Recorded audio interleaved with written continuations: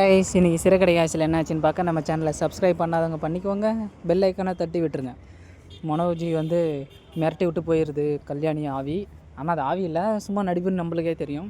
அதுக்கப்புறம் மனோஜ் எனக்கு ஏதாவது ஆகிடுச்சு அப்படின்னு சொல்கிறாங்க. ஐயோ ரகு, நீ நான் இருக்கப்போ உனக்கு எதுவும் ஆக விட மாட்டேன் அப்படின்னு சொல்லி ரொமான்ஸ் பண்ணுறாங்க.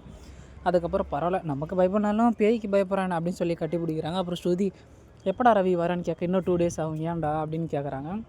இல்லை, இங்கே கோவாவில் இருக்க என்ன ஃபுட்டை பற்றி நான் தெரிஞ்சு ஆராய்ச்சி பண்ணிவிட்டு எங்கள் ஹோட்டலில் நான் ஃபேமஸ் ஆக்க போகிறேன்றாங்க.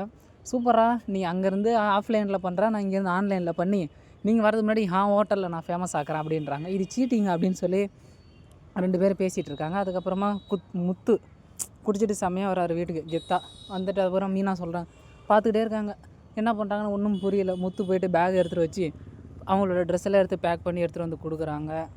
எதுக்காக ஏன் ட்ரெஸ் எடுத்துகிட்டு வரீங்கன்னு கேட்க, அதான் நான் குடிச்சிட்டு வந்தால நீ கோச்சிட்டு உங்கள் அம்மா வீட்டுக்கு போயிடும், உனக்கு எதுக்கு கஷ்டம், அதான் நானே பேக் பண்ணி எடுத்துகிட்டு வந்துட்டேன், இப்போ நீ தாராளமாக போகலாம் அப்படின்னு சொல்லுவாங்க.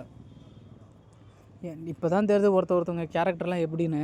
ஒருத்தவங்க மேலே பாசமாக இருக்க மாதிரி நடித்து ஏமாத்துறதுல எவ்வளோ வலின்னு எனக்கு தான் தெரியும் அப்படின்றாங்க. உனக்கும் மனோஜிக்கு என்ன வித்தியாசம்? மனோஜி பாசமாக இருக்க மாதிரி நடிக்கிறான், ஆனால் உள்ளுக்குள்ளே விஷம். அதே மாதிரி தான் நீயும். ஆனால் நீயும் நடிச்சிட்ட பார்த்தியே என்கிட்ட, இதனால என் பொண்டாட்டி நல்லவ அப்படி இப்படின்னு நிறைய பேர் சொல்லுவான். ஆனால் இப்போ எனக்கு சொல்கிறதுக்கே கஷ்டமாக இருக்குது அப்படின்னு சொல்லுவாங்க முத்து. ஊரை தெரிஞ்சுக்கிட்டேன், மறுபடியும் அந்த பாட்டு தான். அப்புறம் என்னென்னமோ பாட்டு பாடி சண்டை போட்டு, என் மேலே கோவம் இல்லை, நீ வீட்டுக்கு போகல, இல்லை நான் போகலை அப்படின்னுவாங்க.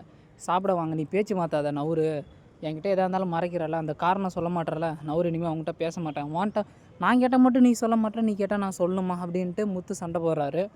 அதுக்கப்புறமா நான் எங்கே வேணால் போவேன், என்ன வேணால் பண்ணுவோம், உனக்கேன்ற மாதிரி பேசுகிறாரு. அவங்க அழுகுற மாதிரி பார்க்குறாங்க.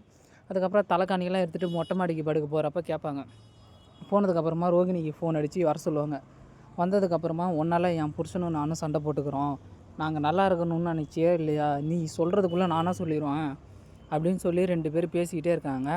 மீனா, உங்கள் கஷ்டம் எனக்கு புரியுது, கொஞ்ச நேரம் எனக்காக பொறுத்துக்கோங்க அப்படின்னு சொல்கிறாங்க. அதுக்கப்புறமா பேசிகிட்டு இருக்கும்போது விஜய் வந்து கேட்டுறாங்க, போச்சுரா எப்படி மாட்டிக்கோன்னு பயந்துக்கிட்டே. ரோகிணி எப்பயும் போல் பொய் மண்ணானாச்சு, அவங்க தான் பொய்யே சமைச்சிட்றாங்க அப்படியே சொல்லி. அதுக்கு எப்படி தான் இப்படிலாம் பொய் சொல்ல வருதுன்னு சொல்லி மீனா கேட்குறாங்க.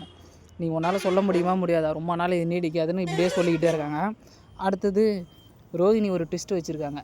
கிறிஸ்கிட்ட சொல்லி மனோஜ் அப்பான்னு கூப்பிட்றா அப்படின்னு சொல்லி சொல்கிறாங்க. மனோஜை போயிட்டு அப்பான்னு கூப்பிட்டானா இல்லை சண்டே ஆயிடுச்சா என்னன்னு தெரிஞ்சுக்க நம்ம சேனலை சப்ஸ்கிரைப் பண்ணிவிட்டு கமெண்ட் பண்ணுங்கள். கன்ஃபார்ம் நான் ஃபுல் எபிசோட் லிங்க்கே அனுப்புகிறேன், நீங்கள் என்ஜாய் பண்ணி ஃப்ரீயாக பார்க்கலாம் காய்ஸ். மறக்காமல் நம்ம சேனலை சப்ஸ்கிரைப் பண்ணிடுங்க, என்னாச்சுன்னு தெரிஞ்சுக்க. பாய் மக்களே, டாட்டா.